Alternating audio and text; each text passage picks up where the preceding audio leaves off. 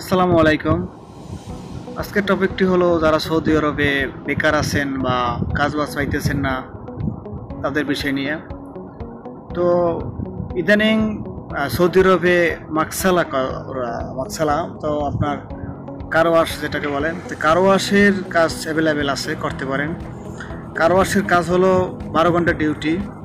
কোনো কোনো কোম্পানি সপ্তাহে একদিন ছুটি দেয়, যেমন আমি মার্সালায় কাজ করি।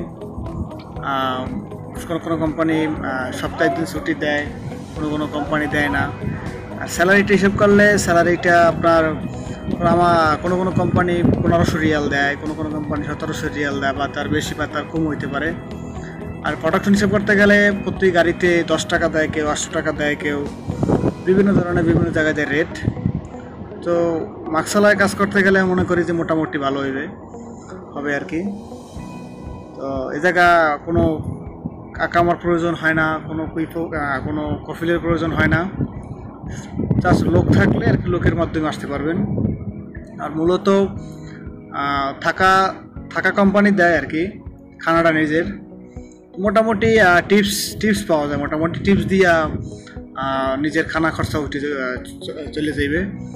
তো বেতনে পুরো টাকাটাই আস্থা থাকে।